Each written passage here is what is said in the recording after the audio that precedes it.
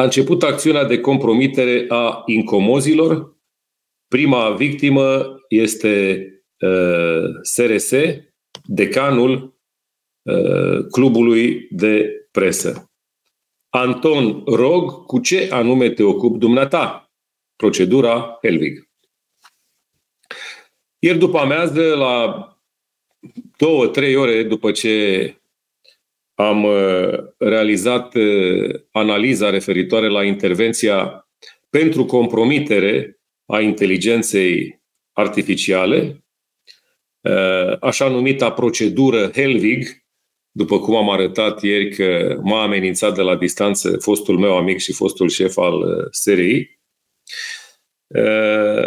Sorin Roșca Stănescu, citind, m-a sunat să-mi spună că exact în orele în care eu vorbeam și el nu știa, telefonul său mobil a fost, după cum se spune și amenința chiar Helvig, ca să-l citez, hackuit, adică cineva a intrat în mod forțat și ilegal în telefonul său mobil, care este unul de tip performant, un iPhone, a preluat de acolo un mesaj legat de programul zilelor. El are un calendar pe care și-l ține pentru ca să nu greșească, cu mersul la medic, el este în convalescență, cu emisiunile, cu înregistrările, cu întâlnirile, cu primirile pe care le are.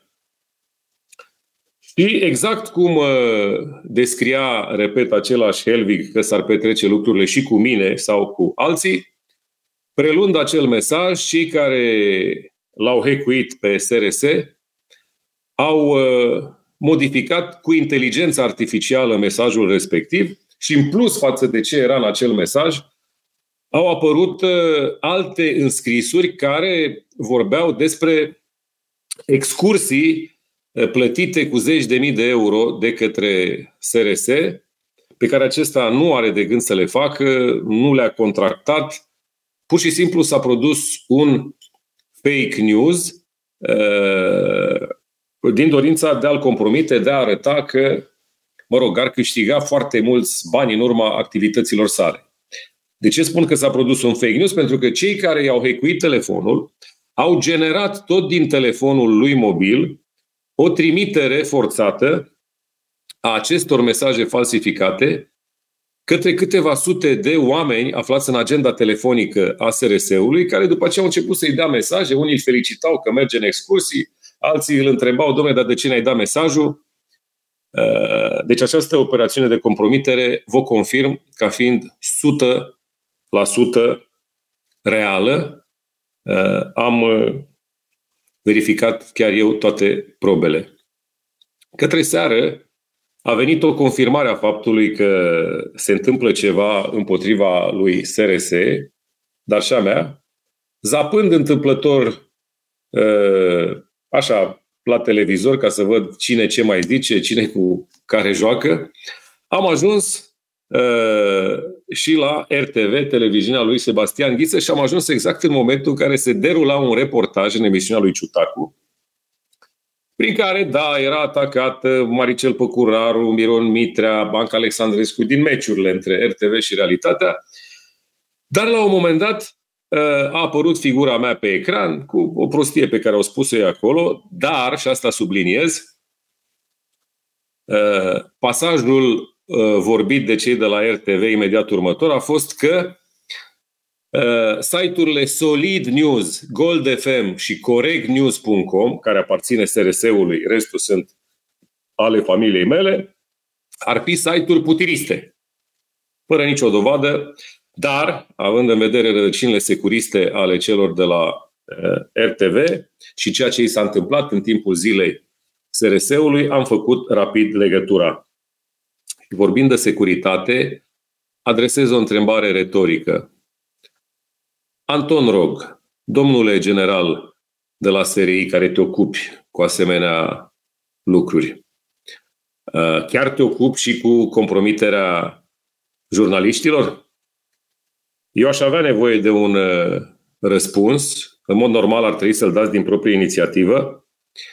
Eu nu-l cunosc personal pe Răzvan Ionescu, directorul interimar al SRI-ului. Însă am așteptări de la dânsul, deoarece din ceea ce mi s-a spus de la anumiți prieteni comuni,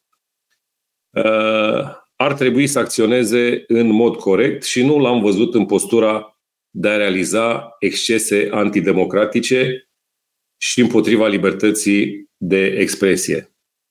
Nu aș vrea să cred că posibilele intervenții samavolnice ale fostului șef Eduard Helvig l-ar face pe Răzvan Ionescu să aibă ezitări în a rezolva acest caz foarte grav. Vorbim despre decanul clubului de presă, despre alți jurnaliști care poate sunt pe țeavă, unii pe care Helvig sau Coldea sau alții nu îi suportă. Deci, domnule Ionescu, chiar din proprie inițiativă a instituției pe care o conduceți, am avea nevoie de niște răspunsuri. Și acum vă rog să ascultați fragmentul în care SRS povestește oribila tărășenie. Ieri, nu știu de ce, nu știu nici de către cine, cel mult pot să presupun,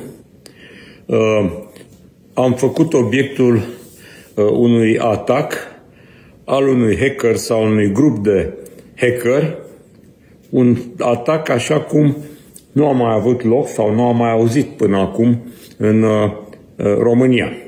În sensul că programul meu obișnuit de lucru, pe care mi-l consemnez pe telefon pentru a nu uita diverse obligații pe care le am, a fost upgradat în mod artificial cu fel de călătorii, de voiaje, de plimbări costisitoare pe mapamond.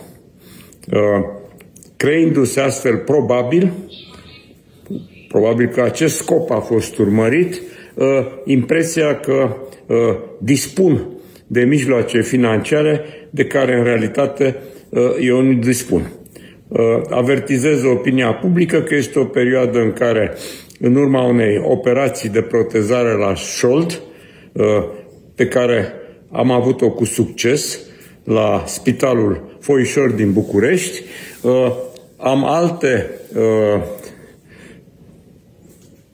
examinări sau trebuie să fac alte și alte examinări medicale. Astăzi, de pildă, mă duc la Spitalul Funden pentru a investiga inima. La fel va trebui să fac investigații în ceea ce privește plămânul meu pentru a evita ca pe viitor să apară fel de complicații. Deci am cu totul alte preocupări în această perioadă. Procedând prin eliminare și admițând că am și eu dreptul să fac supoziții și scenarii, plec de la ideea că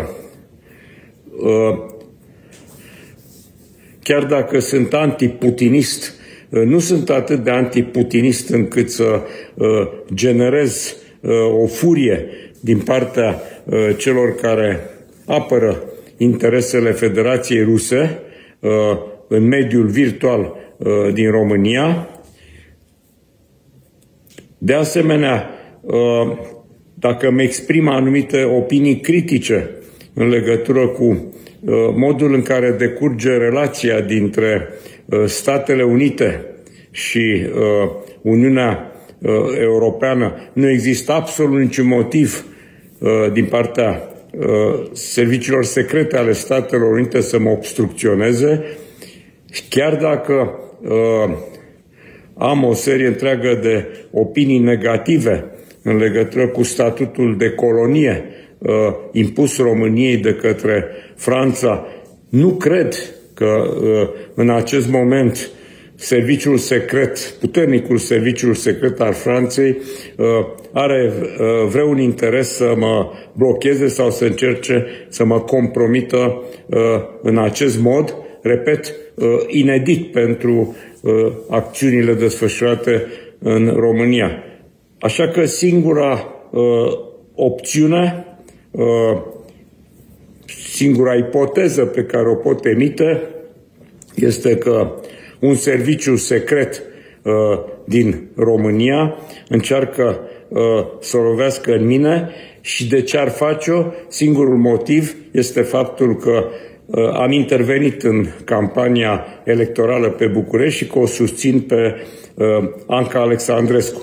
Cred că asta se află la originea acestui atac cu totul și cu totul atipic, dar las în grija altora care sunt mai specialiști decât mine în ceea ce provoacă serviciile secrete interne să pună mâna și să-l numească pe vinovat. Poate că vinovatul este nu unul care lucrează în acest moment în executivul unui serviciu secret, ci un fost executiv. Cine știe? Da, prieteni, am revenit și lăsându-vă să trageți concluziile în urma acestei prezentări preocupate și preocupante a SRS-ului, el se lasă foarte greu intimidat, dar în urma acestui incident, sigur că se poate gândi că multe alte treburi i-au fi fost extrase din telefonul mobil și inteligența artificială așteaptă să le modifice. Voi relua subiectul în discuția cu Liviu Alexa.